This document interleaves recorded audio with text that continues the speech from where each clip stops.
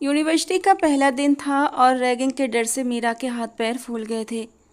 उसकी फैमिली ने उसे काफ़ी समझाया था कि देखो मीरा, बिल्कुल भी नहीं घबराना, लेकिन वो मीरा ही क्या जो भीड़ में जाए और घबराए नहीं।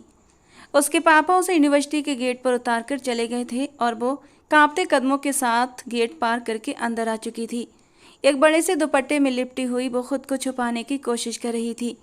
वो सांवली सलोनी सी लड़की कंधे पर काला छोटा सा बैग डाले बार बार अपने दुपट्टे को इधर उधर से सही कर रही थी और यही सोच रही थी कि उसका डिपार्टमेंट किस तरफ है।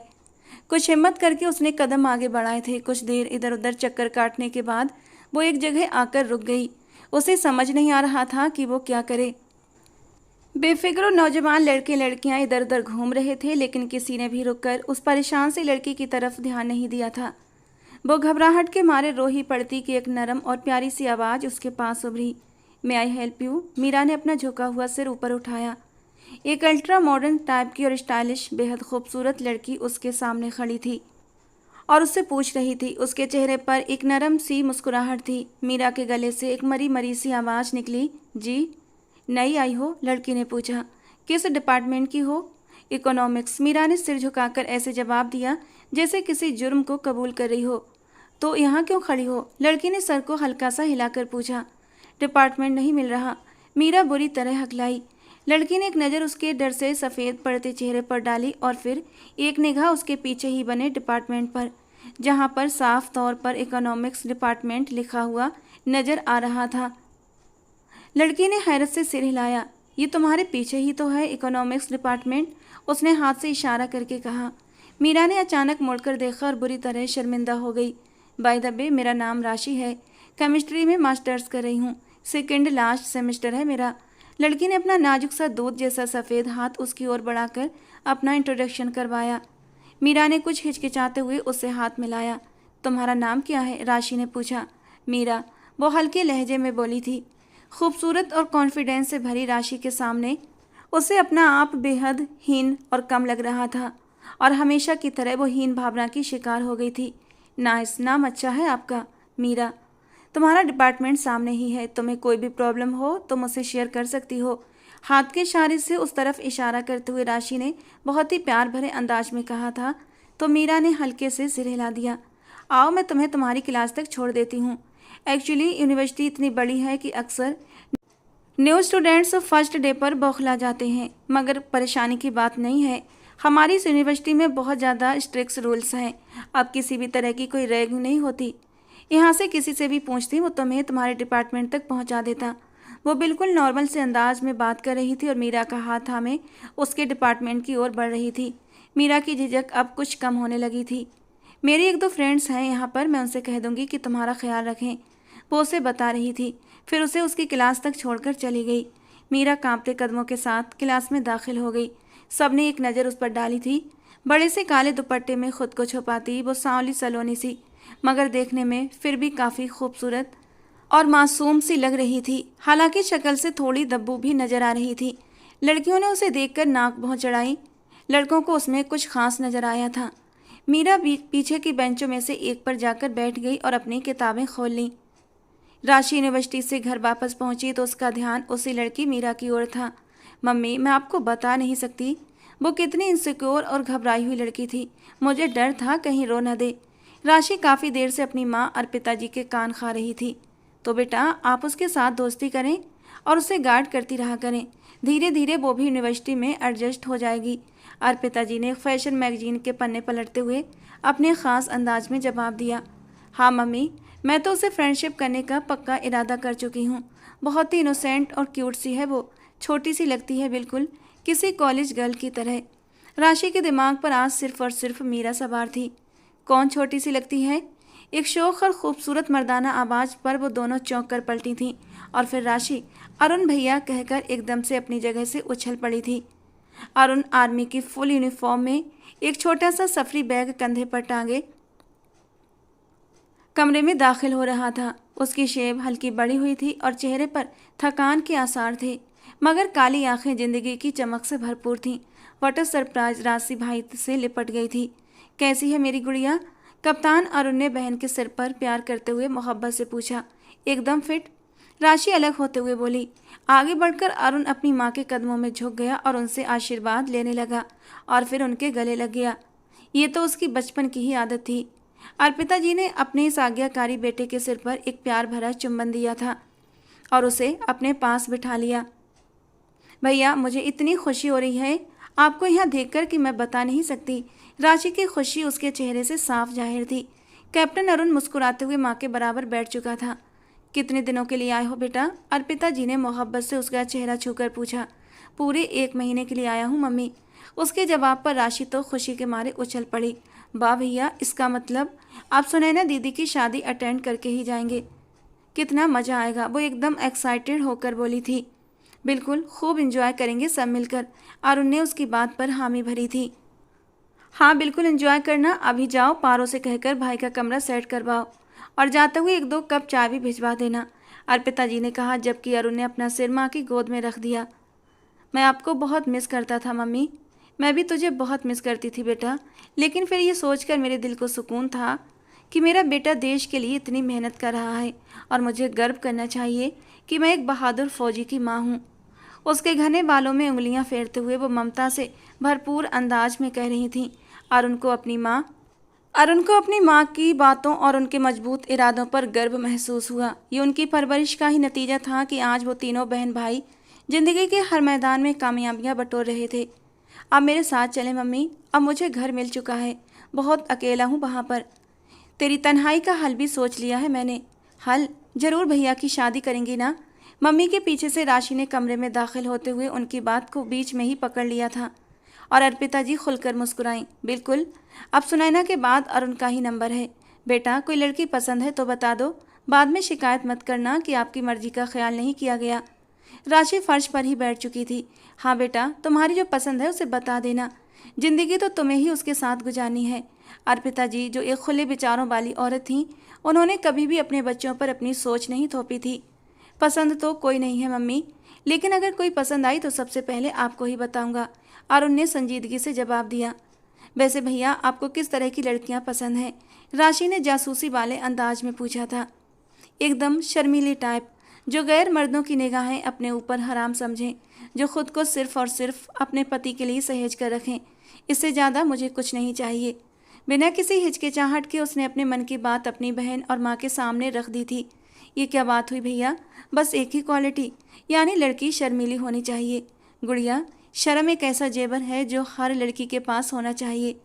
इस एक क्वालिटी में सारी क्वालिटी आ जाती हैं, क्योंकि शर्म खूबसूरती, सादगी और खुश रखने की कला होती है, सब कुछ समेटे होती है। वो न जाने किन ख्यालों में डूब कर बोला था और फिर उठकर खड़ा हो गया। मैं फ्रेश होकर आता हूँ, कहता हुआ वो कमरे से बाहर चला गया। अरे, तुमने जाना नहीं है? असाइनमेंट में मीरा को उलझे देखकर राशि पूछ बैठी। बस भाई का मैसेज आया था, वो आने वाला है, अब निकल ही रही थी। मीरा धीरे से बोली। चलो फिर साथ ही चलते हैं, राशि ने उठते हुए कहा। तो वो भी अपना बैग कंधे पर डालते हुए उठकर खड़ी हुई। वो दोनों साथ साथ पार्किंग एरिया तक आई थीं। आओ तो मैं मम्मी से मिलवाऊं, राशि ने उससे कहा। नहीं यार, अभी नहीं। वो एकदम से काफ़ी ज़्यादा घबरा चुकी थी। अरे आओ ना यार, मम्मी तुम्हें खा नहीं जाएंगी। आज उसकी माँ उसे पिक करने आई थी और राशि मीरा को अपनी माँ से मिलवाने की जिद पर अड़ी थी। फिर वो उसे खींचती हुई गेट से बाहर लाई और एक काले रंग की मर्सिडीज के पास जाकर रुकी। राशि ने गाड़ी के शीशे पर हल्की सी दस्तक दी। राशि, इतनी देर? गाड़ी का शीशा नीचे हुआ था। फिर एक खूबसूरत मर्दाना आवाज़ मीरा के कानों में टकराई। हालांकि उसने गाड़ी में बैठे इंसान को नहीं देखा था, क्योंकि वो राशि के पीछे खड़ी थी। हाँ, बस हम बातें कर रहे थे मम्मी। मम्मी आइए, आपको मैं अपनी बेस्ट फ्रेंड मीरा से मिलवाती हूँ। राशि ने गाड़ी की पिछली सीट पर बैठी अर्पिता जी से कहा। अर्पिता जी ने अपनी तरफ का दरवाज़ा खोलकर बाहर कदम रखा। हल्की आसमानी रंग की साड़ी में आंखों पर सनग्लासेस लगाए वो बेहद खूबसूरत लग रही थी। मीरा एकदम से घबरा गई। नमस्ते आंटी, वो मुश्किल से बोली थी। अर्पिता जी ने मुस्कुराकर उसे देखा और वो मासूम सी लड़की के गाल को प्यार से छू गई। नमस्ते बेटा, कैसी हो आप? राशि बहुत जिक्र करती है आपका, उन्होंने प्यार भरे अंदाज में कहा। मीरा का चेहरा गुलाबी हो गया। मम्मी, ये मेरी सबसे प्यारी दोस्त है, राशि ने उसका हाथ दबाकर एक्साइटेड लहजे में कहा। मीरा हल्के से मुस्कुराई, मगर उसकी मुस्कुराहट में भी हीन भावना की हल्की झलक थी। अरे, ये अरुण भैया अंदर बैठे क्या कर रहे हैं? राशि गाड़ी की तरफ बढ़ी और झुककर अंदर झांका। अरुण भैया, मेरी बेस्ट फ्रेंड खड़ी है और आप इधर बैठे हैं। आखिर को मैनर्स नाम की भी कोई चीज़ होती है। उसने अपने भाई को बुरी तरह लताड़ा। तो क्या करूं? 21 तोपों की सलामी दूं तुम्हारी बेस्ट फ्रेंड को? उसने दबी हुई गुस्से भरी आवाज़ में पूछा। जवाब में राशि ने उसे घूर कर देखा तो वो ओके कहते हुए गाड़ी से बाहर आ गया। अर्पिता जी मीरा से बातें कर रही थी। वो भी धीरे धीरे कुछ कह रही थी और तभी अरुण भी अर्पिता जी के पास आकर खड़ा हो गया। मीरा, ये मेरे अरुण भैया हैं, और भैया ये मेरी बेस्ट फ्रेंड मीरा। राशि ने इंट्रोडक्शन करवाया। मीरा ने नज़र उठाकर सामने खड़े अरुण को देखा। काली पैंट और सफ़ेद शर्ट में वो लंबा कद और खूबसूरत हैंडसम इंसान था। मीरा ने अचानक अपनी नज़रें झुका लीं। मीरा, कैसी हो आप? अरुण ने एक फॉर्मल सी मुस्कुराहट के साथ पूछा। जी ठीक हूँ। मीरा ने अपने दुपट्टे का कोना उंगली पर लपेटते हुए माथे पर आए पसीने को साफ करते हुए धीरे से जवाब दिया था। उसकी आवाज़ भी हल्के हल्के काँप रही थी। अरुण की नज़रें एक पल के लिए उसके चेहरे पर ठहर गईं। धूप की वजह से मीरा ने अपना दुपट्टा सिर पर डाल रखा था, फिर भी गर्मी और धूप की वजह से उसका हल्का सांवला रंग गुलाबी होने लगा था। वो बेहद प्यारी लग रही थी। ऊपर से उसके चेहरे पर ऐसी मासूमियत और पवित्रता थी कि एक पल में ही अरुण की नज़रें झुक गईं। चले मम्मी? अरुण ने अर्पिता जी से पूछा। हाँ हाँ मीरा बेटे, आप किसी दिन हमारे घर जरूर आना। बल्कि ऐसा करो, इसी संडे को आ जाना। इस संडे को हम सब मिलकर एक छोटी सी पार्टी रख रहे हैं अपने बेटे के आने की खुशी में। तुम भी उसमें शामिल हो जाना। अर्पिता जी ने बड़े ही प्यार से कहा था। जी, उसने नज़रें झुकाते हुए छोटा सा जवाब दिया।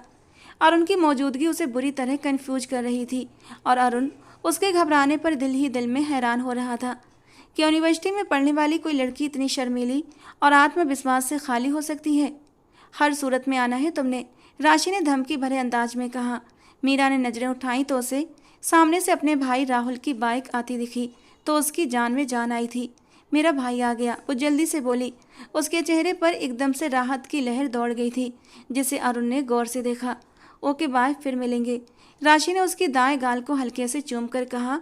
उसकी हरकत पर मीरा का चेहरा गुलाबी पड़ गया। फिर वो अर्पिता जी और राशि को बाय करते हुए बोली, मैं कोशिश करूंगी संडे को आपके घर आने की। और बिना अरुण को बाय किए तेज कदमों से चलती उस तरफ चली गई जहां उसका भाई खड़ा था। वे तीनों गाड़ी में बैठे और अरुण ने गाड़ी स्टार्ट कर दी। उसकी नज़रें बिना सोचे समझे ही सामने खड़ी मीरा पर थीं, जो अब अपने दुपट्टे को संभालती अपने लंबे घने काले बालों को समेट कर जूड़ा बना रही थी। शायद अब वो गर्मी से तंग आ चुकी थी, इसलिए दुपट्टा सिर से हटाकर कंधों पर फैला लिया था और खुले बालों को जूड़े में बांधने लगी। अरुण ने एक झटके से गाड़ी आगे बढ़ा दी। पापा, मुझे आपसे एक बात पूछनी है। रात के खाने के बाद जैसे ही मीरा ने अपने पापा सुरेश जी को बाहर हॉल में देखा तो वो उनके पास चली आई। पूछो बेटा, सुरेश जी ने प्यार भरे अंदाज में कहा। पापा, मेरी एक दोस्त है यूनिवर्सिटी में, राशि नाम है, तो उसकी मम्मी ने बड़े प्यार से ही मुझे इस संडे को अपने घर बुलाया है। बस एक छोटी सी पार्टी है, उनकी अपनी फैमिली के लोग होंगे। उसने रुक रुक कर अपनी बात बताई। बेटा, तुम्हें पता तो है तुम्हारी दादी को लड़कियों का किसी अनजान घर जाना पसंद नहीं, और सच कहूँ तो मैं भी खुद नहीं चाहता। दोस्ती को यूनिवर्सिटी तक ही सीमित रखो। तुम्हें पता है ना, मैंने ख़ानदान भर की बुराइयां झेलकर तुम्हें यूनिवर्सिटी में दाखिला दिलाया है। सुरेश जी ने बेहद संजीदगी से कहा।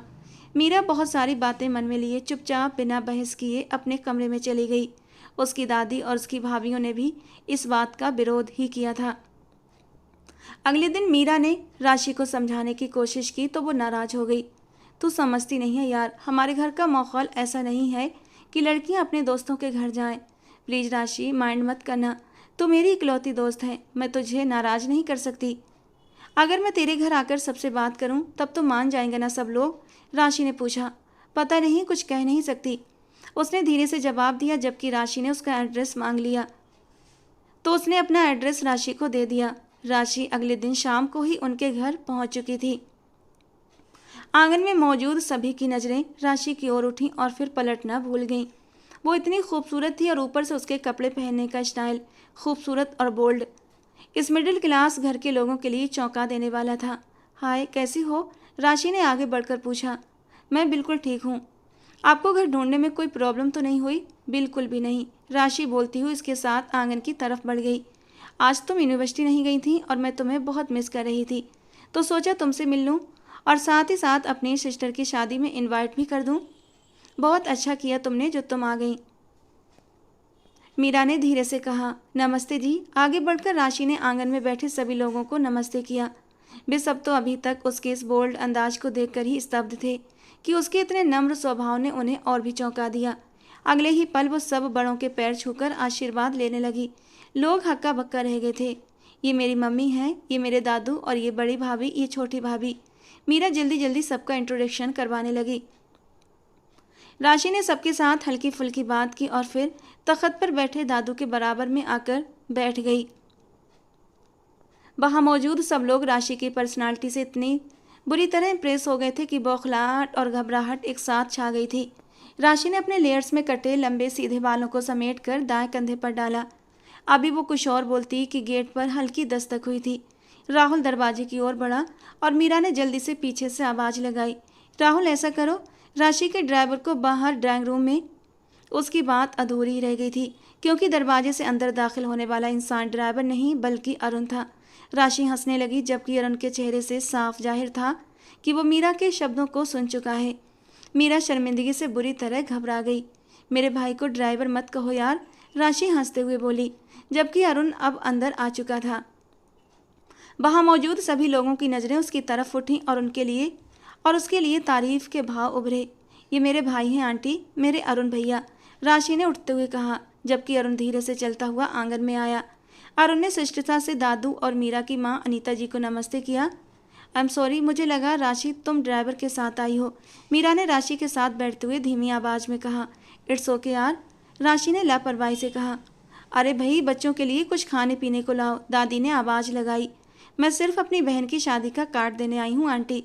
उसने अपने बैग में से खूबसूरत सा वेडिंग कार्ड निकालकर मीरा की ओर बढ़ाया। आप सब लोग जरूर आना। और हाँ आंटी, कल संडे है ना, तो कल हमारे घर पर बस एक छोटी सी पार्टी है, तो प्लीज़ आप मीरा को भेज दीजिएगा, उसने उठकर खड़े होते हुए कहा। अरे हाँ हाँ, ज़रूर आएगी, दादी ने जल्दी से कहा। सबसे मिलने के बाद वो वहाँ से निकलने लगी तो मीरा से मिलते हुए बोली, अब कोई भी बहाना नहीं चलेगा, तुम्हारी दादी और दादू दोनों मान चुके हैं और बाकी सभी भी, ज़रूर आना। और फिर संडे का दिन भी आ गया। मीरा ने हल्के गुलाबी रंग का सादा सा लंबा फ्रॉक पहना था जिसकी आस्तीनें चूड़ीदार थीं। उसने अपने लंबे बाल सुलझाकर सूखने के लिए छोड़ दिए थे। उसी वक्त नैना कमरे में दाखिल हुई। अरे वो ग्रीन वाला फ्रॉक पहनती ना, ये तो इतना सिंपल सा है। वो कमर पर हाथ रखकर उसे ऊपर से नीचे देख कर बोली थी, शादी में नहीं जा रही मैं, बस एक छोटी सी पार्टी है, वो भी उनके अपने फैमिली के लोग हैं। मीरा ने नाक चढ़ाकर कहा। अरे तो वो तुम्हारी दोस्त इतनी अमीर है, वहाँ जाकर देखना, उनके एक दो रिश्तेदार और होंगे, वो कितना बन ठन कर आए होंगे। नैना कहते हुए बिस्तर पर पाँव फैलाकर लेट गई। मैं ऐसे ही ठीक हूँ, वो धीरे से बोली।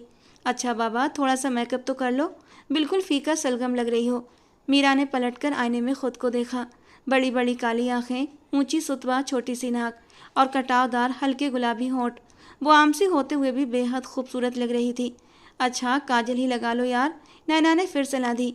मीरा ने इस बार उसकी बात मानते हुए अपनी आंखों में हल्का सा काजल लगाया, होंठों पर हल्का सा गुलाबी लिप ग्लॉस भी लगा लिया और आईने के सामने से हट गई। फिर बेड से बड़ा सा गुलाबी दुपट्टा उठाकर कंधों पर डाल लिया। लंबे बाल अब भी गीले थे। तभी राहुल भागते हुए आया। दीदी तुम्हारी दोस्त आ गई। तो वो जल्दी से कमरे से बाहर निकली। सबको बाय बोलकर वो घर से निकल आई। गाड़ी एक आलीशान बंगले के सामने रुकी। राशि के साथ चलते हुए वो दाएं तरफ के कमरे में दाखिल हुई जो शायद टीवी लॉन्च था। एसी की हल्की सी कूलिंग और एक सॉफ्ट सी खुशबू कमरे की फिजा में तैर रही थी। राशि उसे वहां बैठने का कहकर चली गई। वो एक नरम से सोफे पर बैठ गई और आसपास निगाह दौड़ाई। बहुत खूबसूरत और बड़ा सा कमरा था। सामने वाली दीवार पर बड़ी सी एलसीडी लगी थी जिस पर बिना आवाज़ के कोई न्यूज़ चैनल चल रहा था। मीरा की आंखों में तारीफ उभर आई। पूरे घर में सन्नाटा था। लगता ही नहीं था कि यहाँ एक छोटी सी गेट टुगेदर होने वाली है। मीरा थोड़ा रिलैक्स होकर बैठ गई थी और दुपट्टा एक कंधे पर रखते हुए अपने बालों को सुखाने लगी जो अब भी हल्के हल्के गीले हो रहे थे। अभी वो अपने बैग से क्लेचर तलाशने लगी कि अचानक अरुण जल्दबाजी में अंदर आया और फिर उसे देखकर ठिठक गया। मीरा भी घबराकर खड़ी हो गई। अरे आप कैसी हैं? उसने जल्दी से अपनी घबराहट पर काबू पाया। अरुण की नज़रें अचानक उसके लंबे बालों पर फिसल गई थीं। घने काले बाल घुटनों से कुछ ऊपर तक थे और उसकी आंखों में तारीफ उभर आई थी। जी मैं ठीक हूँ। वो उसकी नज़रों से बचती हुई जल्दी से अपने बाल पीछे करके दुपट्टा दोनों कंधों पर फैला चुकी थी। बैठ जाइए, खड़ी क्यों है? अरुण ने प्यार से कहा तो वो बौखलाए हुए अंदाज में बैठ गई। अरुण भी उसके सामने बैठ गया। आप राशि के साथ आई थी? जी। कहाँ है वो? वो किसी काम से गई है। वो सिर झुकाए धीमी आवाज में बोल रही थी। सांवली रंगत में गुलाबीपन की हल्की हल्की मिलावट उसके सादे से चेहरे को बहुत खूबसूरत और मासूमियत दे रही थी। अच्छा, शायद किचन में होगी। एक्चुअली अभी कोई मेहमान नहीं आए ना। उसने अपनी एक दो कजिन्स और स्कूल कॉलेज के टाइम की एक दो फ्रेंड्स को भी इनवाइट किया है। वो हल्के फुल्के अंदाज में कह रहा था तो मीरा ने सर हिला दिया। वो उसके सामने बहुत कंफ्यूज हो रही थी। आप क्या पढ़ रही हैं? अरुण ने धीरे से पूछा। मीरा उसे कई बार बता चुकी थी कि वो मास्टर्स के फर्स्ट सेमेस्टर में है, मगर उसे याद नहीं रहा था क्योंकि वो तो मास्टर्स की स्टूडेंट्स लगती ही नहीं थी। नहीं, मैं एमएससी कर रही हूँ। अच्छा, किस सब्जेक्ट में? इकोनॉमिक्स में। गुड, बट आप मास्टर्स की स्टूडेंट नहीं लगती, काफ़ी छोटी लगती हैं आप। अरुण खुद को रोक नहीं पाया था कहने से, जबकि मीरा ने होंठ भींचते हुए सर झुका लिया। ऐसा करने से उसके दाएं गाल का डिम्पल जाहिर हो गया था और अरुण की नज़रें एक पलकों से डिम्पल में उलझ कर रह गई थीं। अगले ही पल वो भंवर फिर से गायब हो गया था। अरे अरुण भैया, आप कब आए? राशि अंदर दाखिल हुई। बस थोड़ी देर पहले आया। तुम्हारी दोस्त अकेली थी, इसलिए उसको कंपनी दे रहा था। अच्छा, हालांकि उसके चेहरे से साफ जाहिर है कि उसे ये ड्राइवर की कंपनी बिल्कुल भी पसंद नहीं आ रही है। राशि ने उसे छेड़ा। लेकिन मैनर्स भी कोई चीज़ होती है ना, उसने उठकर खड़े होते हुए धीरे से कहा। तो राशि हंसने लगी, जबकि मीरा ने सर उठाकर उसकी ओर देखा। नीली जीन्स की पैंट पर बेदाग लाइट ब्लू शर्ट पहने वो बिल्कुल फौजियों के अंदाज में खड़ा, चमकती नज़रों और मुस्कुराते हुए होंठों के साथ उसे ही देख रहा था। एक पल को दोनों की नज़रें मिलीं और अगले ही पल उन चमकती आंखों की चमक को सहन न करते हुए मीरा ने नज़रें झुका लीं। मेरी फ्रेंड को तंग मत करो भैया, मम्मी कह रही हैं जाकर बुआ और उनकी बेटियों को लेकर आओ। उनका ड्राइवर आज छुट्टी पर है। अच्छा, अगर उनका ड्राइवर छुट्टी पर है तो मैं उनका ड्राइवर बन जाऊं? ये अच्छी बात हुई। मैं छुट्टियां गुजारने आया हूं, ड्राइविंग करने नहीं। वो माथे पर बल डालकर बोला। ये सारी बातें आप मम्मी के सामने जाकर करें, तब मैं जानूं। राशि मजे से बोली। जा रहा हूँ भाई, क्या ज़माना आ गया है। इतने हैंडसम फौजी को ड्राइवर समझ लिया है लोगों ने। वो बड़बड़ाते हुए कमरे से निकल गया। राशि हंसने लगी, जबकि मीरा अपनी जगह चोर सी बन गई। वो जानती थी वो उसे ही सुना कर गया है। पार्टी शुरू हो चुकी थी। राशि ने काफ़ी लोगों से उसका इंट्रोडक्शन करवाया, फिर वो अपने मेहमानों में बिजी हो गई। वहाँ मौजूद सब लड़कियाँ और लड़के काफ़ी मॉडर्न टाइप के थे। इस पार्टी के हिसाब से उन्होंने हल्का फुल्का मेकअप भी कर रखा था और खूबसूरत स्टाइलिश कपड़े पहने थे। मीरा का सादगी से भरा वजूद उनके आगे बिल्कुल फीका पड़ चुका था। मीरा को वॉशरूम जाना था। उसने राशि से पूछा तो वो उसे ऊपर वाले कमरे में ले आई और थोड़ी देर में आने का कहकर चली गई। मीरा ने सुकून से अपने बाल सुलझाए, फिर वॉशरूम में जाकर हाथ मुंह धो लिया। अभी वो अपना चेहरा साफ कर रही थी कि कमरे का दरवाज़ा खुला और राशि का नाम लेता हुआ कोई दाखिल हुआ। पीछे देखा, तभी कमरे में अरुण दाखिल हुआ। वो पूरी तरह शर्मिंदा होकर बाहर हो गया। आई एम सॉरी, मुझे नहीं पता था कि आप इधर हैं। वो सफाई देने के अंदाज में वापस जाने को पलटा। सुनिए, वो एकदम बोली। जी। आई एम सॉरी, मैंने जानबूझकर आपको ड्राइवर नहीं कहा था, सर झुकाकर शर्मिंदगी से बोली। अरुण ने हैरानी से उसकी ओर देखा। गुलाबी फ्रॉक में मासूम सी लड़की के चेहरे पर खास चमक और मासूमियत फैली हुई थी। उसी चमक ने उसके आम से चेहरे को बहुत खूबसूरत बना दिया था। इट्स ओके, मुझे बुरा नहीं लगा था आपके कमेंट का, वो खुले दिल से बोला। मुझे लगा आपको बुरा लगा था। उसने अपनी बड़ी बड़ी पलकें उठाकर इस बार अरुण को देखा था। काजल से भरी लाइट ब्राउन आंखों में सिर्फ शर्म की दास्तान थी। मुझे बिल्कुल बुरा नहीं लगा, इनफैक्ट मैं तो काफ़ी इंजॉय कर रहा था आपकी बात को, अरुण ने हल्की सी मुस्कान के साथ कहा। तभी राशि एक नौकरानी के साथ अंदर दाखिल हुई। नौकरानी के हाथों में खाना था। राशि, मेरा लैपटॉप कहाँ है? अरुण ने कहा। अरे वो तो माँ के रूम में है। ये कहकर उसने नौकरानी से कहा, अच्छा पा, हमें चाय भी यहीं दे जाना। अच्छा अरुण भैया, मम्मी आपको बुला रही थी, वो बेड पर बैठते हुए बोली। तो वो एक नज़र मीरा पर डालकर चला गया। चलो यार, खाना खाते हैं, कसम से भूख के मारे बुरा हाल है। राशि बेड पर बैठ गई। खाने के बीच वो दोनों हल्की फुल्की बातें करती रहीं। शाम का वक्त हो चुका था। मेहमान एक एक करके जा रहे थे और तभी राशि को मीरा के जाने का ख्याल आया। मम्मी, ड्राइवर तो बुआ को छोड़ने चला गया। अर्पिता जी से पूछा तो वो भी परेशान हुई। हाँ बेटा, ड्राइवर तो चला गया। तो मम्मी, मीरा को कौन ड्रॉप करेगा? तो बेटा ड्राइवर का इंतज़ार कर लो। अरे नहीं मम्मी, इसके दादू ने बोला था कि अंधेरा होने से पहले घर आ जाए और अब तो वैसे भी काफ़ी देर हो चुकी है। मम्मी, मैं ऐसा करती हूँ, मैं मीरा को खुद ही ड्रॉप कर देती हूँ। नहीं बेटा, सुनैना की सास का फ़ोन आया था, वो कुछ ही देर में आ रही हैं, टेलर के पास जाना है और उनसे कह दो वो अपने कमरे में ही है। अर्पिता जी ने कहा तो वो एकदम भागती हुई अरुण के कमरे में आई। वो लैपटॉप सीने पर रखे आराम के अंदाज में लेटा था। अरुण भैया, मीरा को घर छोड़ आइए प्लीज़, ड्राइवर बुआ को छोड़ने चला गया है। तो ड्राइवर आधे घंटे तक आ जाएगा। अरुण की नज़रें अब लैपटॉप पर थीं। आधे घंटे तक तो वो बेचारी टेंशन ले लेकर बेहोश हो जाएगी। प्लीज़ अरुण भैया उठ जाइए, उसके घर का माहौल बहुत स्ट्रिक्ट है। अगर ज़्यादा लेट हो गई तो फिर उसे कभी भी कहीं जाने की इजाज़त नहीं मिलेगी। राशि ने विनती करने वाले अंदाज में कहा तो वो तिल मिलाकर उठ बैठा। आ रहा हूँ। कप्तान अरुण से ड्राइवर अरुण बनाकर रख दिया है तुम लोगों ने। मैं बाहर गाड़ी में बैठा हूँ, जल्दी आओ। वो चिड़चिड़ाता पल भर में मेन डोर से बाहर निकल गया। राशि मीरा को लिए बाहर आई और ड्राइविंग सीट पर वो बैठा हुआ था। Okay bye Meera. मतलब तुम नहीं चलोगी? मीरा का रंग सफ़ेद पड़ गया। नहीं, हमें टेलर के पास जाना है, सो प्लीज़ सॉरी, तुम चली जाओ अरुण भैया के साथ। राशि माफ़ी मांगने वाले अंदाज में बोली। अरुण ने झुंझलाते हुए हॉर्न बजाया तो वो कांपते कदमों के साथ गाड़ी में बैठ गई। अच्छा सुनो, मेहंदी पर जरूर आना, पिक एंड ड्रॉप दूंगी। राशि ने हंसते हुए शरारत भरे अंदाज में अरुण को देखते हुए कहा। जी ठीक है, वो धीरे से बोली, जबकि अरुण ने तुरंत गाड़ी आगे बढ़ा दी। गाड़ी में एसी की कूलिंग थी और अरुण के वजूद से उठती हल्की हल्की खुशबू। मीरा उंगलियां मरोड़ते हुए विंड स्क्रीन पर नजरें जमाए बिल्कुल खामोश बैठी थी। उसके दिमाग में बस एक ही ख्याल था, अगर किसी ने उसे अकेले गाड़ी में और अरुण के साथ देख लिया तो बातें बनेंगी। वो अचानक बोली, जी सुनिए, मुझे मार्केट के पास ही उतार देना। क्यों, आपका घर तो वहाँ से काफ़ी दूर है। जी लेकिन मेरे मोहल्ले में अगर किसी ने मुझे आपके साथ अकेले गाड़ी में देख लिया तो बहुत बातें बनेंगी। अरुण ने हुंकारा भरकर गाड़ी सड़क किनारे रोक दी और गाड़ी के अंदर रोशनी कर दी। मीरा ने हैरत से उसकी ओर देखा। उतरिए, वो लब भींच कर बोला, जबकि मीरा को अपने कानों पर यकीन न हुआ कि वो इस वक्त सुनसान सड़क पर उसे गाड़ी से उतर जाने को कह रहा था। गाड़ी से उतरिए, उसने ठंडे अंदाज में दोहराया। मीरा ने मुड़कर दरवाजे के हैंडल पर हाथ रखा। उसकी आंखों में आंसू भर आए थे।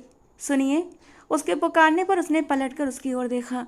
काजल से भरी आंखों में आंसू चमक रहे थे। उतरकर पिछली सीट पर बैठ जाइए ताकि देखने वालों को ये लगे कि मैं ड्राइवर हूँ आपका, वो संजीदा अंदाज में बोला था और आखिरी बात पर जोर देकर कहा था। मीरा की पलकों से आंसू टूटने को बेताब थे। आई एम सॉरी, प्लीज़ रोइएगा मत, मुझे रोती हुई लड़कियों को चुप कराने का बिल्कुल भी अनुभव नहीं है, उसने हल्के फुल्के अंदाज में कहा। इसके साथ ही अरुण की खूबसूरत काली आंखें हल्के से मुस्कुराने लगी थीं, जबकि मीरा चुपचाप पिछली सीट पर बैठ गई। गाड़ी सुनसान सड़क पर फर्राटे भरने लगी। वो अपने दुपट्टे के कोने से आंखें साफ करने लगी और गाड़ी के आगे फ्रंट पर लगे शीशे में नजर आती मीरा पर कभी कभी अरुण एक दो निगाह डाल लिया करता था। उसके दिल में अचानक ही एक उमंग जागी थी कि ये सफ़र कभी ख़त्म ना हो। मीरा के घर के सामने गाड़ी रोककर उसने पीछे पलट कर देखा और बोला, एक मिनट, अभी उतरिएगा मत। वो कहकर अपनी तरफ का दरवाज़ा खोलकर नीचे आया और घूमकर पिछली तरफ का दरवाजे के पास आकर दरवाज़ा खोलकर उसके सामने सर झुकाकर खड़ा हो गया। वो कुछ हैरान होती गाड़ी से उतरी। ड्राइवर अपनी मालकिन के लिए गाड़ी का दरवाज़ा ऐसे ही खोलते हैं और मैं इस वक्त आपका ड्राइवर हूँ, वो धीमे अंदाज में बोला। मीरा ने उसकी तरफ देखा और एक सकुचाई हल्की सी मुस्कुराहट ने उसके चेहरे को छू लिया। गाल का डिम्पल फिर से गहरा हो गया था। थैंक यू, वो नम अंदाज में कहकर अपने घर के गेट की ओर बढ़ गई और वो ड्राइविंग सीट पर आ बैठा। जब वो घर के अंदर चली गई तो उसने भी गाड़ी आगे बढ़ा दी। वापसी के सफ़र में किसी के ना होने का एहसास उसके साथ था। कौन सा ड्रेस पहनोगी आज अपनी दोस्त की बहन की मेहंदी में? नैना ने नाश्ते के बर्तन धोती मीरा से पूछा। पता नहीं यार, मेरा तो जाने का दिल नहीं कर रहा, मगर राशि ने इतनी जिद की है। तुम पागल हो, इतनी अच्छी दोस्त हो, वो तो चिराग लेकर भी नहीं मिलती। नैना ने काउंटर से टेक लगाते हुए कहा। लेकिन वो लोग इतने अमीर हैं यार, मुझे उन सबके बीच अपना आप बहुत अजनबी सा लगता है। तुम्हारा ये एहसास हीन भावना का है, यह एहसास कब ख़त्म होगा यार? नैना ने उसे खा जाने वाली नज़रों से घूरा तो वो चुप हो गई। फिर वो शाम को तैयार होकर बैठी थी कि ड्राइवर उसे पिक करने आ गया। वो ड्राइवर के साथ राशि के घर के लिए निकल आई। फार्म हाउस में मेहंदी के फंक्शन के सब इंतजाम पूरे करवाने के बाद वो घर लौटा था। फंक्शन का वक्त शाम के बाद का था और इस वक्त सूरज डूबने ही वाला था। वो अपने कमरे में आया। उसके कपड़े अर्पिता जी पहले ही निकाल कर रख चुकी थीं। जल्दी से नहा धोकर फ्रेश होकर वो तैयार होने लगा। परफ्यूम लगाने के बाद उसने कलाई पर घड़ी बांधी और अपना वॉलेट उठाकर जेब में डाला। एक हाथ में गाड़ी की चाबियां, दूसरे हाथ में मोबाइल उठाकर मैसेजेस चेक करता हुआ वो तेजी से कमरे से निकला था और फिर किसी से जोरदार टकरा गया। उसका मोबाइल उसके हाथ से छूटकर जमीन पर गिरा। सामने वाले की दबी दबी चीखों से उसके होश उड़ गए थे। ओह सो सॉरी, वो जल्दी से बोला। फिर सामने खड़ी मीरा को देखकर वो हैरान भी हुआ था। वो अपने माथे को दबाए खड़ी थी और आंखों में दर्द के मारे पानी जमा हो गया था। इंसान है या पत्थर के बने पहाड़, मेरा सिर टकराकर बुरी तरह लहूलुहान हो चुका है, वो दर्द से कराहते हुए बोली। ओ सॉरी यार, जोर से लगी क्या? और उन्हें झुककर माफ़ी मांगने वाले अंदाज में पूछा। वो कद में काफ़ी छोटी थी, मुश्किल से उसके सीने तक आती थी और उसका सिर उसके चौड़े सीने से ही टकराया था। नहीं, बहुत आराम से लगी है, सिसकते हुए कड़वी निगाहों से उसे देखते हुए बोली। यार एक बार फिर से सॉरी, लेकिन तुम्हें भी देखकर चलना था चाहिए था ना। वो अपना मोबाइल उठाते हुए बोला, जिसकी स्क्रीन पर लंबे लंबे स्क्रैच नजर आ रहे थे। आप मुझसे टकराए हैं, मैं नहीं, वो चिड़चिड़े अंदाज में बोली। माथे में अब भी दर्द हो रहा था। ये देखिए, आपकी वजह से मेरे मोबाइल का क्या हाल हो गया। उसने भी गुस्से से चबाकर अपना मोबाइल उसके सामने लहराया। और आपके टकराने से मेरे जो माथे का हाल हुआ है उसका क्या, वो कड़वे अंदाज में बोली। और ये बात सही थी, उसके माथे पर हल्का लाल निशान साफ नजर आ रहा था। गलती तो खैर आपकी भी है, वो कंधे उचकाकर बेपरवाही से बोल पड़ा। तो वो गुस्से से पांव पटकती चली गई। अरुण भी राशि के कमरे की ओर बढ़ चुका था। दरवाज़ा खुला हुआ था, वो दरवाजे के पास ही रुक गया। राशि ड्रेसिंग टेबल के सामने खड़ी अपने मेकअप को आखिरी टच दे रही थी, जबकि मीरा बेड के किनारे रूठी रूठी सी बैठी थी। राशि, कैमरा चार्ज कर लिया था ना? अरुण ने अंदर दाखिल होते हुए पूछा। हाँ, वो बेड साइड टेबल पर पड़ा है। वैसे कैमरे का क्या करना है? अपना फोटोग्राफर नहीं होगा क्या? राशि अपनी लिपस्टिक का शेड चेक करते हुए बोली थी। यार होगा, मगर मुझे खुद पिक्चर्स बनाने का शौक है। कहते हुए बेड साइड टेबल से कैमरा उठाते एक शरारती सी मुस्कुराहट मीरा की ओर उछाली थी और वो पीठ मोड़कर बैठ गई। जल्दी से रेडी होकर आओ, सब गाड़ियाँ जा चुकी हैं, मैं सिर्फ 15 मिनट वेट करूँगा, वो राशि से कहकर कमरे से निकल गया। मीरा उसके जाते ही आईने के सामने आकर खड़ी हुई और अपने माथे पर जाहिर होता निशान देखने लगी। राशि जो अपना मेकअप पूरा कर चुकी थी उसकी ओर देखने लगी। ये देखो, मीरा ने उसकी तरफ अपना माथा किया। अरे ये क्या हुआ? तुम्हारे भाई से टक्कर हुई थी, उसका मोबाइल पहले मेरे सिर पर बजा और उसके बाद तुम्हारे भाई का वो चौड़ा फौलादी पत्थर जैसा सीना, वो मुंह बनाकर बोली, जबकि राशि जोर से हंसने लगी।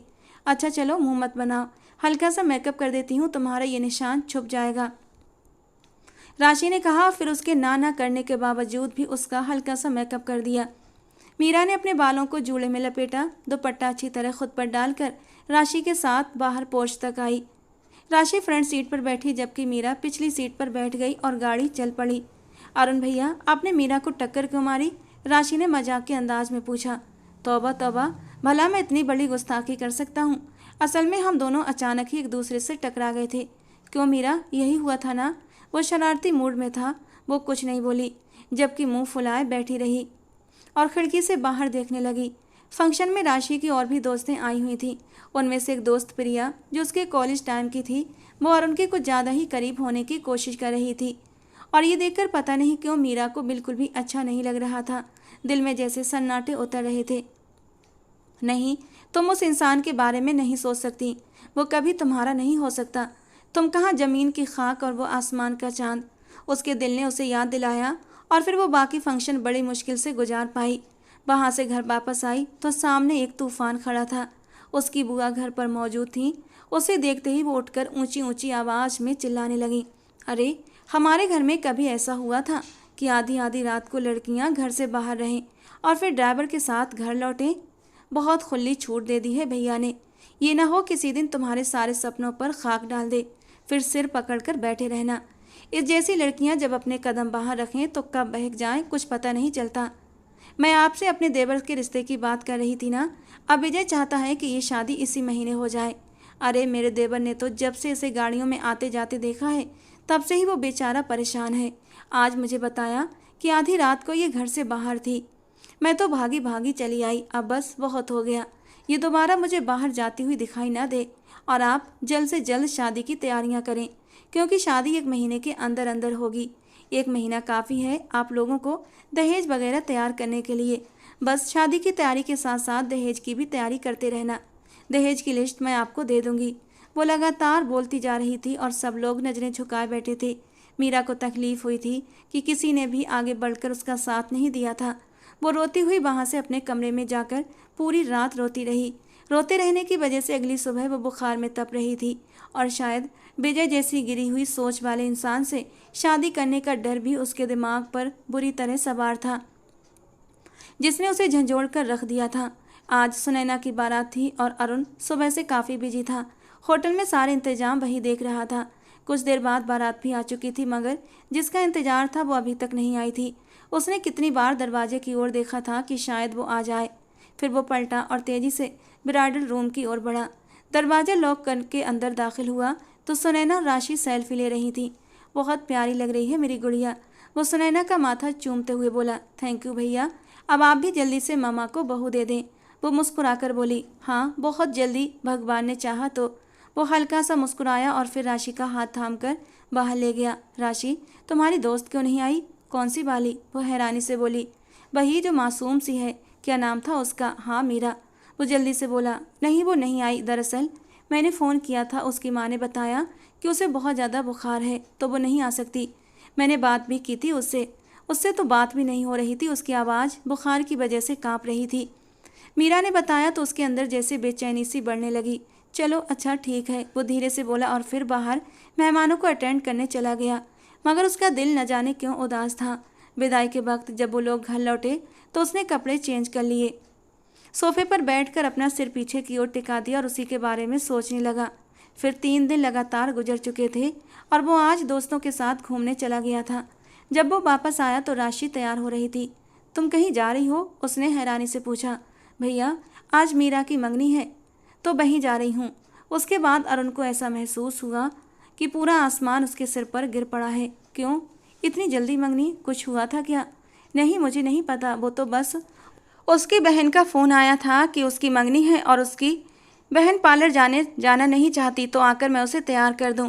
उसने मुझे यह भी नहीं कहा कि मेरी मंगनी पर आ जाना। पता नहीं क्या बात है, राशि जवाब देती हुई बोली। बेटा हमारा ड्राइवर तो नहीं जा सकता क्योंकि उसकी पत्नी की तबीयत खराब है और वो उसे हॉस्पिटल लेकर गया है।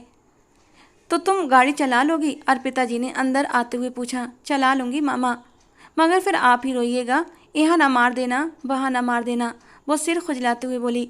अच्छा चलो छोड़ो, अरुण आ गया है ना, ये हमें ले जाएगा। अर्पिता जी ने पत्थर की तरह जमे खड़े अरुण से कहा तो वो चुपचाप अपने कमरे की ओर बढ़ गया। दिल में गहराई से सन्नाटे उतरने लगे थे। कुछ देर बाद ही वो लोग मीरा के घर पहुंचे। बाहर आंगन में ही मेहमानों के बिठाने का इंतजाम किया गया था। वे लोग अभी बैठे ही थे कि किसी औरत के चिल्ला चिल्लाकर बोलने की आवाज़ें आने लगीं। अरे ये क्या इंतजाम किया है तुम लोगों ने? किसी होटल में नहीं कर सकते थे क्या? अरे ऐसा लग रहा है जैसे किसी मरण में आ गए हैं। अरे मेरे इकलौते देवर की मंगनी हो रही है, क्या इज्जत रह जाएगी मेरी ससुराल में? आप लोगों को तो मेरा धन्यवाद करना चाहिए, मेरा आभारी होना चाहिए कि आपकी मामूली शक्ल सूरत की काली कलूटी बेटी से अपने देवर की शादी करवा रही हूँ, वरना तो दिल ही नहीं मान रहा था। मैंने अपनी सास को तो जैसे तैसे मनाया है। और हाँ, एक बात कान खोलकर सुन लो, शादी पर मुझे और मेरी सास को 2 तोले के झुमके चाहिए। वो बनवा लिए हैं ना आपने? वो औरत चिल्ला चिल्ला कर बोल रही थी और उसके बोलने के अंदाज और बातों से साफ समझ आ रहा था कि वही मीरा की बुआ है। कितनी घटिया औरत है।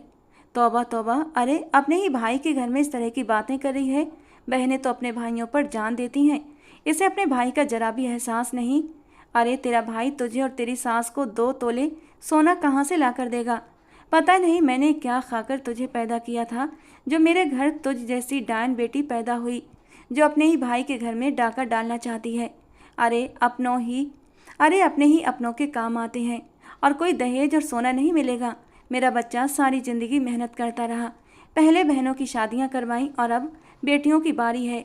ज़िंदगी भर उसने सुख की सांस नहीं ली और आज भाई का साथ देने की बजाय अपनी ससुराल का साथ दे रही है। तू तो डायन है, डायन। मीरा की दादी अपनी बेटी की बातें बर्दाश्त न कर पाईं और बुरी तरह फट पड़ी। वहाँ पर एक जंग सी शुरू हो गई। सब लोग दिलचस्पी से देख रहे थे।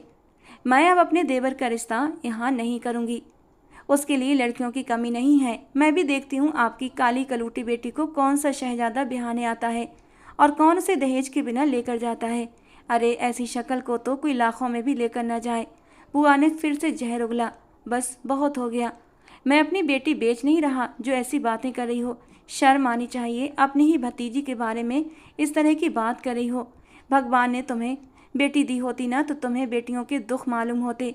सुरेश जी ने इस बार कड़क अंदाज में कहा, मगर उनके लहजे में आंसुओं की नमी थी।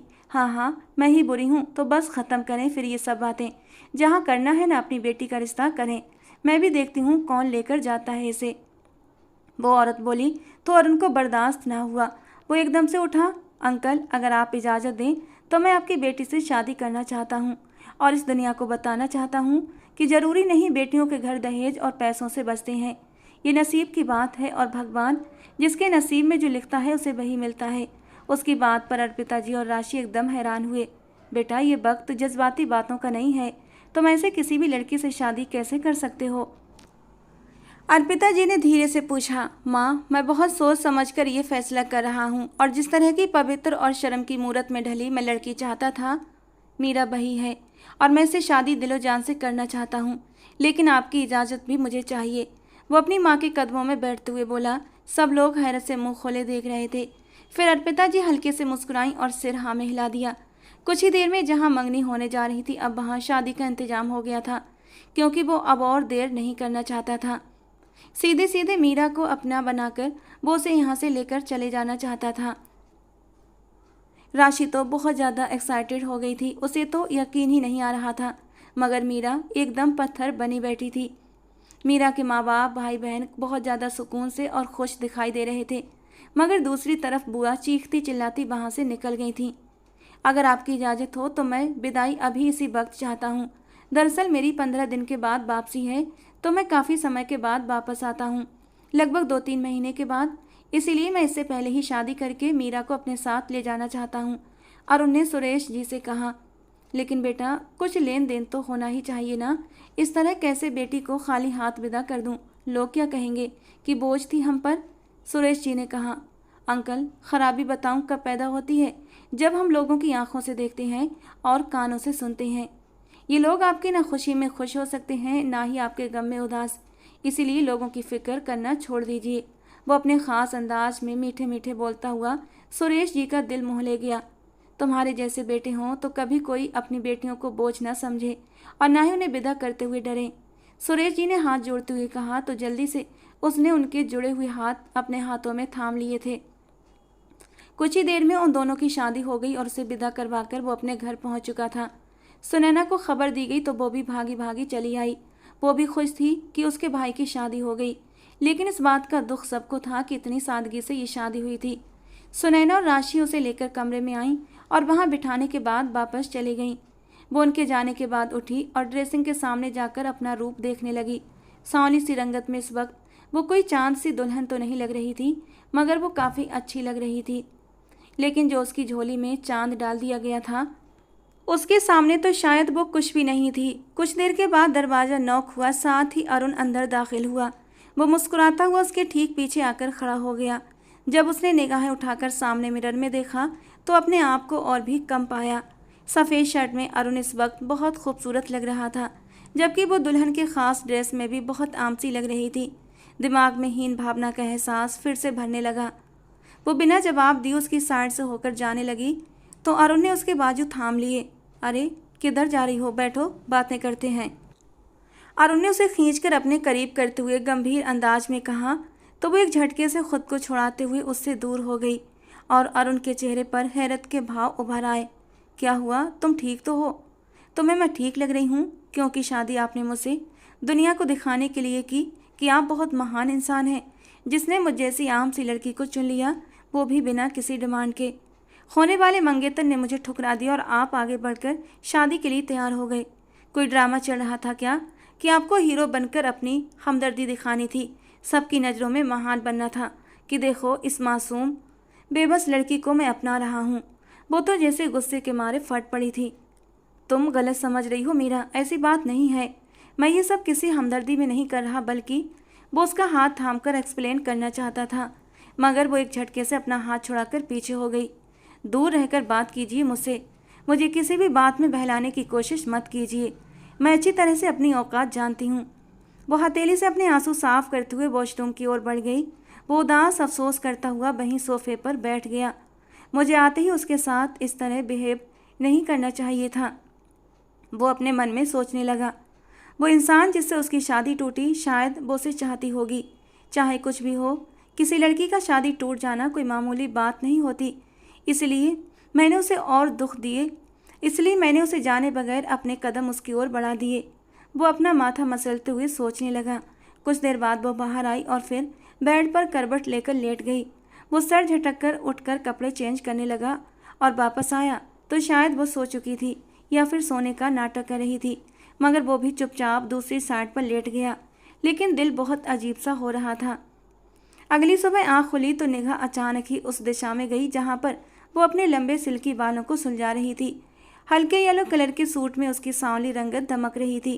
वो चलता हुआ उसके पास आया तो उसने अपनी लंबी पलकें उठाकर उसे देखा और फिर उसके साइड से होकर गुजरने लगी। आई एम सॉरी, मुझे रात को आते ही इस तरह तुमसे फ्री नहीं होना चाहिए था। वो उसके चेहरे पर निगाहें टिकाकर बोला तो वो सर झटक कर अपने बाल समेटने लगी। कुछ देर के बाद वो नाश्ता करने नीचे आए तो सब लोग उनका इंतजार कर रहे थे। हंसी मजाक के बीच सबने नाश्ता किया था, मगर वो गुमसुम सी सबके बीच बैठी हुई थी। अरे बेटा, तुम भी कुछ बोलो ना, मैं तो तुम्हें कभी आज तक बोलते नहीं देखा, अर्पिता जी ने कहा। सॉरी आंटी, मैं कम ही बोलती हूँ, वो धीरे से बोली। अरे बेटा, अच्छी बात है कम बोलना, लेकिन इतना भी कम नहीं कि हम तरस जाएं तुम्हारी आवाज़ सुनने के लिए, अर्पिता जी ने हंसते हुए कहा। तो वो धीमा सा मुस्कुरा दी। भैया, अब इसकी स्टडी का क्या होगा, राशि ने पूछा। तो वो भी संभल कर निगाहों से उसकी ओर देखने लगी। हाँ, स्टडी तो ज़रूरी है, मगर मैं चाह रहा था जयपुर में ही इसका एडमिशन करवा दूँ। वो सुकून से बोलता हुआ उसे बेसुकून कर गया था। रिसेप्शन किस दिन का रखना है, सुनैना ने पूछा। मेरे ख्याल में वीकेंड पर रख लें, क्योंकि मुझे अगले ही दिन वापस जाना है। तो सब लोगों ने उसकी बात पर सर हिला दिया। घर में सुनैना और राशि की फरमाइश पर ढोलकी रखी गई थी। वे मीरा को सादगी से विदा करके अपने घर ले आए थे, लेकिन अब अपने तरीके से शादी को सेलिब्रेट करना चाहते थे। अपने सब रिश्तेदारों को बताना चाहते थे कि उनके बेटे की शादी हो चुकी है। हर वक्त हल्ला गुल्ला रहता था, मगर उन दोनों में अभी तक किसी तरह का कोई रिश्ता नहीं था। वो जब कमरे में आता तो वो सो रही होती थी और उसके उठने से पहले ही कमरे से बाहर चली जाती। वो इस सारी सिचुएशन से काफ़ी ज़्यादा झुंझला गया था। आज रिसेप्शन था तो वो लेमन कलर के हल्के लहंगे में बहुत प्यारी लग रही थी। रिसेप्शन से फ्री होकर वो घर पहुंचे और वो सबसे इजाज़त लेकर फ़ौरन अपने कमरे में आया था। जब वो कमरे में आया तो वो अपनी ज्वेलरी वगैरह उतार रही थी। ये हक मुझे भी दे दीजिए, पीछे आकर खड़ा होते हुए धीरे से बोला, साथ ही साथ हाथ बढ़ाकर उसका झुमका उतारने लगा। मैं कर लूँगी, आपको ये सब करने की ज़रूरत नहीं। वो धीरे से दूर होने लगी तो वो उसकी कमर में हाथ डालकर उसे अपने करीब कर गया, इतना करीब कि मीरा की नाजुक मुलायम धड़कनें उसके चौड़े सीने से मिस होने लगीं और अरुण के पूरे बदन में किस्पार्क हुआ था। अनजाने ही उसके चेहरे पर आए बालों को उसने पीछे कर दिया था और उसे नाराज नज़रों से देखने लगा। क्या चाहती हो मीरा, कब तक चलेगा ये सब कुछ? वो शिकायती अंदाज में बोला।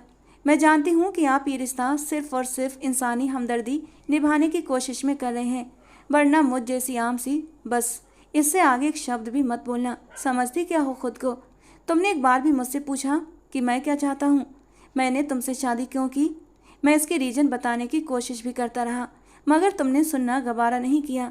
मेरी ज़िंदगी में अगर किसी को अपना आदर्श माना तो वो तुम जैसी लड़की थी, इसीलिए मैंने तुमसे शादी की, कोई हमदर्दी में शादी नहीं की। क्या तुम जानती भी हो कि तुम्हारी मंगनी की खबर सुनकर मेरे ऊपर क्या बीती थी? मैं वहाँ सिर्फ एक नज़र आखिरी बार तुम्हें देखने गया था, मगर भगवान ने कुछ और ही मेरे लिए लिखा था। इस चमत्कार पर मैं हैरान था कि भगवान ने मुझे मेरी मोहब्बत लौटा दी थी। मैं तो उस दिन के लिए अपने भगवान का जितना धन्यवाद करूं वो कम है, मगर तुम भी हद करती हो यार, किसी भी बात की। शायद तुम अपने उस होने वाले मंगेतर को पसंद करती थी, इसीलिए मुझे अपने पास आने की इजाज़त नहीं देती हो, और मैं इसीलिए जितना चाहे तुम्हें वक्त देने को भी तैयार हूँ, लेकिन आइंदा तुम खुद को इस तरह बुरा भला नहीं कहोगी। मैं कल सुबह जा रहा हूँ वापस, फिक्र मत करना, तुम्हें बिल्कुल भी तंग नहीं करूँगा, आज की रात भी नहीं।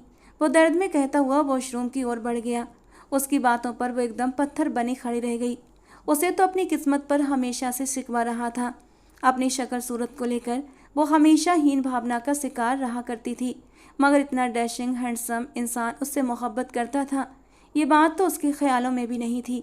लेकिन जो बात वो अभी करके गया था कि वो अपने होने वाले मंगेतर को पसंद करती थी, ये बात उसे तीर की तरह लगी थी। उसे तो विजय कभी अच्छा ही नहीं लगा था।